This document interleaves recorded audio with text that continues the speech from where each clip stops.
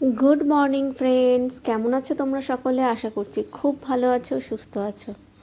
আজকে যে ভিডিওটা নিয়ে এসেছি এটা কালকে নিয়ে আসার জন্য অনেকবার ট্রাই করেছিলাম, বাট কালকে সামহাও আমার ফোনে একটা প্রবলেম হচ্ছিল, কিছুতেই ভয়েসটা রেকর্ড হচ্ছিল না। তাই জন্য কালকে মানে 2-3বার ভয়েস ওভার দেবার পরেও আমি ফাইনালি ভিডিওটা নিয়ে আসতে পারিনি। একবার তো অলরেডি পাবলিশ করে দিয়েছিলাম, পাবলিশ করার অনেক পরে বুঝতে পেরেছি যে ফোনে মানে ভিডিওতে কোনো সাউন্ড নেই, কারণ আমি পাবলিশ করে দিয়ে আর তারপর নিজের কাজে ব্যস্ত হয়ে গেছি। আমি খেয়ালই করিনি ভিডিওটা চালিয়ে যে ভিডিওতে সাউন্ড গেছে কি যায়নি। যাই হোক, পরে সেটা বুঝতে পেরে ডিলিট করেছি, দিয়ে আজকে আবার সকালে ট্রাই করছি, কারণ এটা আমার নিউ ফোন। কালকে অ্যাকচুয়ালি আমার ফোনটা মানে যেটা ছিল পুরোনো ফোনটা সেটা এক্সচেঞ্জ করে একটা নিউ ফোন নেওয়া হয়েছে। তাই মাঝখানের কিছুটা টাইমের জন্য একটা অন্য ফোন দিয়ে চালাচ্ছিলাম কাজ, তাই জন্য একটু প্রবলেম চলছিল। তো আজকে ফাইনালি নতুন ফোন থেকে নতুনভাবে মানে ভিডিও স্টার্ট করলাম তোমাদের জন্য ভয়েস ওভার দেওয়া। কালকের দিনটা কালকের দিনটা তো সবাই জানো যে একটা ভীষণ সুন্দর, একটা ভীষণ পবিত্র একটা দিন ছিল, মহালয়া। মহালয়া মানেই ছোটোবেলা থেকে আমি জানি না কার কীরকম এক্সপিরিয়েন্স আছে, মানে আমার মহালয়া ছোটোবেলার এক্সপিরিয়েন্সটা ভীষণ ভালো। মানে আমি মনে হতো মহালয়া শুরু হওয়া মানেই হচ্ছে দুর্গাপুজো শুরু হয়ে গেল। যে তখন সেই সময় মধ্যবিত্ত পরিবারে বড় হওয়া একটা মেয়ের একটা কি দুটো হার্ডলি জামা হতো, হয়তো একটাই হয়তো জুতো হতো, কিন্তু সেই কটা জিনিস নিয়েই তাতে হাত বোলানো, তার গন্ধ নেওয়া, তার যে ফিলটা যে মহালয়া এসে গেছে মানে এবার আমি এই জামাগুলো পরতে পারবো, জুতোটা পরতে পারবো, সেই যে আনন্দটা সেটা মহালয়া থেকেই শুরু হয়ে যেত। কটা ঠাকুর দেখবো, কোথায় ঠাকুর দেখতে নিয়ে যাবে বাপি, এই সব মজা আনন্দ সব কিছু কিন্তু শুরু হয়ে যেত মহালয়া থেকে। কারণ আরও একটা কারণ ছিল তার, কারণ পড়াশুনোটা ঢিলে ঢালা দেওয়া স্টার্ট হয়ে যেত মহালয়া থেকে। তো সেই সময়ের যে আবেগটা, সেই সময়ের যে একটা অদ্ভুত ফিলিংস, সেটা যত সময় গেছে, যত দিন গেছে, যত বয়স বেড়েছে, আস্তে আস্তে আস্তে আস্তে সেটা কমে গেছে। এখন হয়তো জামা কাপড়টা হয়তো মানে প্রচুর এদিকে ওদিকে ছড়ানো ছিটানো আছে, নতুন জামা কাপড়ও এদিক ওদিক পড়ে আছে, কিন্তু সেই আবেগটা আর নেই, সেই আবেগটা হারিয়ে গেছে কোথাও গিয়ে। যেটা হয় বয়সের সাথে, জীবনে অনেক স্ট্রেস বেড়ে যায়, তো আস্তে আস্তে সেগুলো চলে যেতে থাকে। কিন্তু যখন আবার তোমাদের মানে তোমরা যখন অ্যাজ এ পেরেন্টস যখন তোমাদের গ্রো করে যাবে, তোমাদের ছেলেমেয়েরা বড় হয়ে যাবে, তখন তাদের আবার একটা স্টাইল শুরু হয়, তারা তাদের মতো করে পুজোটা কাটায়, তারা তাদের মতো করে এনজয় করে, তাদের হাত দিয়ে তোমাদের কিন্তু জীবনটা আবার একটা নতুন ছন্দে ফিরতে থাকে। তো সেই রকমভাবেই আমার ছেলের হাত ধরেই কিন্তু আমাদের এই কুমোরটুলিতে যাওয়া, যেখানে আজকে আমরা গিয়েছি, মানে কালকে আমরা গিয়েছিলাম, যে ভিডিওটা তোমরা এখন দেখছো। মহালয়াতে কুমোরটুলি যাওয়ার এক্সপিরিয়েন্সটা ছেলের হাত ধরেই প্রথম শুরু হয়েছে। যে কীরকম ভিড় হয় মহালয়াতে কুমোরটুলিতে, সেই আইডিয়াটা মানে ছিল না, আগে জানতামই না কি কুমোরটুলি কোনোদিন এত বছর কলকাতাতে থেকে কুমোরটুলিতে কখনো যাইনি। তো মহালয়াতে প্রথম যাওয়া স্টার্ট, এবং সেটাই আমরা কন্টিনিউ করলাম এবছরও। যদিও বাবুকে ছাড়া ব্যাপারটা পুরোটা কমপ্লিট হলো না, সব কী বলবো, একটা আধা আধুরা ব্যাপার রয়ে গেল।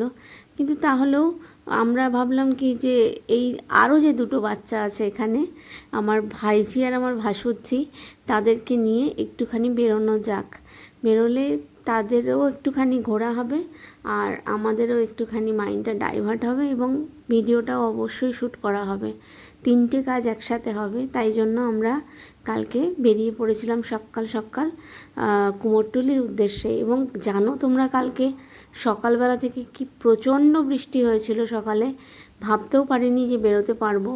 তারপর প্রায় জোর করে একরকম গাড়িতে গিয়ে উঠে গেছিলাম যে বৃষ্টি যদি হয় তাহলে ওখানে গিয়ে গাড়ি নিয়ে দাঁড়িয়ে থাকবো, থেকে আবার ফিরে চলে আসবো, কিন্তু যাব, দেখা যাক কি হয় ওখানে গিয়ে, বৃষ্টি কমে কি কমে না।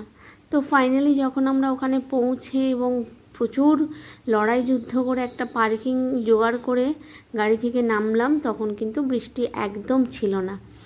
তারপর আমরা পায়ে হেঁটে কুমোরটুলি, তারপর কুমোরটুলি থেকে গঙ্গা, সব কিছু ঘুরে বেড়ালাম। তো এই কুমোরটুলির মধ্যে কিছু কিছু স্টুডিওতে, যেখানে শিল্পীরা কাজ করেন, কিছু কিছু স্টুডিও ওপেন করা ছিল, সেখানে ঢুকতে দিচ্ছিল, আর কিছু কিছু জায়গা বন্ধ করা ছিল, ওই মানে পর্দার ফাঁক থেকে যেটুকু যেটুকু ভিডিও করা যায়। তো এই জায়গাটায় ঢুকতে দিচ্ছিলেন ওনারা। কিন্তু মজার একটা বিষয় এখানে হলো, এখানে গিয়ে সবাই এত সেলফি নিতে ব্যস্ত ছিলেন যে ওখানকার শিল্পীরা বলছিলেন যে আপনাদের পাড়াতে দুর্গাপুজো হয় না, যে দুর্গাপুজোর মানে সমস্ত ভিডিও ঠাকুরের এখানেই করে নিতে হবে, এখানেই সেলফি তুলে নিতে হবে।